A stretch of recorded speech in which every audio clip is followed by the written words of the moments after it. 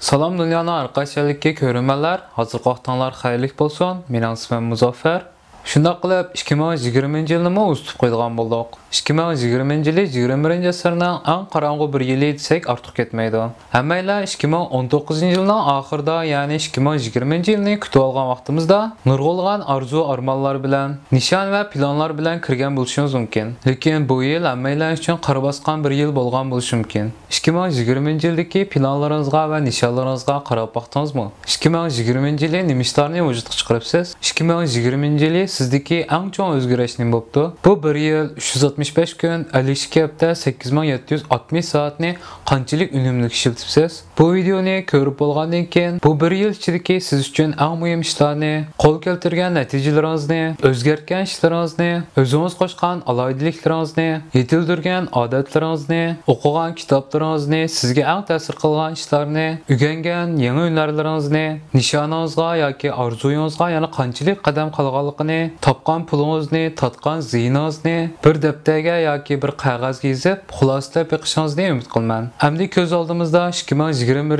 yili turibdi. 2021 yilni qanday unumli ishlatishimiz kerak? Mayli siz o'quvchi bo'ling yoki tijoratchi bo'ling, mayli siz ishchi bo'ling yoki bekorchi bo'ling, nafas ilayotgan va yashayotgan bir islam bo'ling, cho'qim o'zingizni kuchlantiring. Har jihatdan kuchli bo'ling. Sog'lomlik jihatdan, bilim jihatdan, yangi bir til, yangi bir hunar, yangi bir siz bo'ling. 2020 yili bu dunyoning qanday ekanligini yana bir qitim his qilgan bo'lishingiz mumkin. Bu dunyo o'zligidan o'zgarib qolmaydi. Siz o'zgargan vaqtingizda, men o'zgargan vaqtimda, siz kuchli bo'lgan vaqtingizda, men kuchli bo'lgan vaqtimda, atrofimizga ta'sir ko'rsatgan vaqtimizda dunyomi asta-asta o'zgaradi.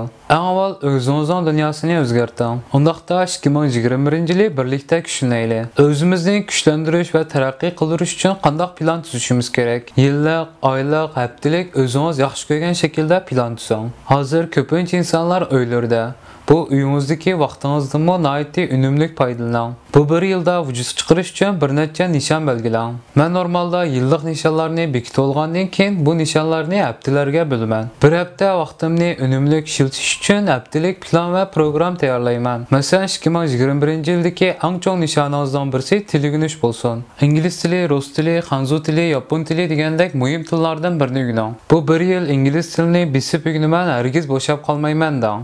Til o'rgangan vaqtingizda xatolik o'tkazishdan qo'rqmang. Chunki bizda bir xil ish bor. Xato so'zlab qilishdan qo'rqadigan yoki xijil bo'lgan. Boshqalar nima deb qolar deb ansiraymiz. So'zlashdan hargiz chekinmang. Boshlarda hech kim sizni mukammal so'zlasin demaydi.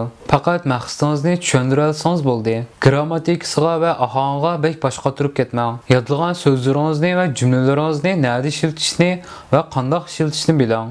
Ağzınızdan çıkarıp sözləng. Avval oxuşni o'rganay, ondan yozishni o'rganay, oxirida so'zlashni o'rganib olman deb o'ylamang. 3 yilini tang ilib mashqqa tirishing. Har bir o'rgangan so'zni so'zlab mashq qiling. Jumlaning ichida ishlatishni mashq qiling. Qanday o'rganish, qaysi turbatlardan foydalanish, qaysi kanallardan foydalanish, qaysi kitoblardan foydalanish, bularning hammasini ayrim bir video ishlab sizlarga tushuntirib qo'yaman. 2021 yili odatlantirishingiz kerak bo'lgan yana bir ish bo'lsa, kitob o'qish. Kitob o'qishning foydalarini so'zlab o'tmasammi hammamiz bilamiz. Bu to'g'risidagi videoni mushu videoni ostidagi tushuntirishga qo'yib qo'yaman.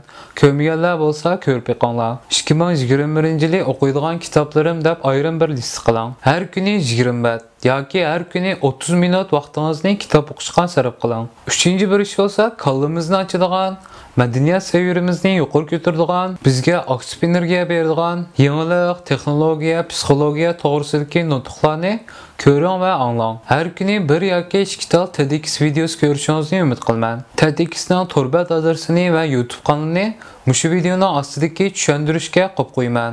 O'zingiz xohlagan tilda ko'ra olasiz va tushuna olasiz va dunyodagi nurg'unlagan yangiliklar bilan tanishib chiqasiz. Har kuni 10 yoki 20 minut vaqtingizni buning bering. 4-inchisi bo'lsa, kelgusi hayotimizdan va hozirgi hayotimizdan ayrilmas bir qism bo'lgan kompyuter texnikalari. Kompyuter tili, programlaylash, torbat laylash, resim yasash, film laylash va yasash, video ishlash, Excel, Word, PowerPoint, Photoshop, hackerlik degandek 2021 yili yuqorgi kompyuter texnikalaridan cho'qim bir yoki ikkisini pishiq o'rganing. Bu to'g'risidagi yaxshi kanallarni, yaxshi videolarni mushu videoni ostidagi tushuntirishga qo'yib qo'yaman. 5-inchisi bo'lsa, hayotimizdan ayrilmas bir qism bo'lgan san'at va muzika.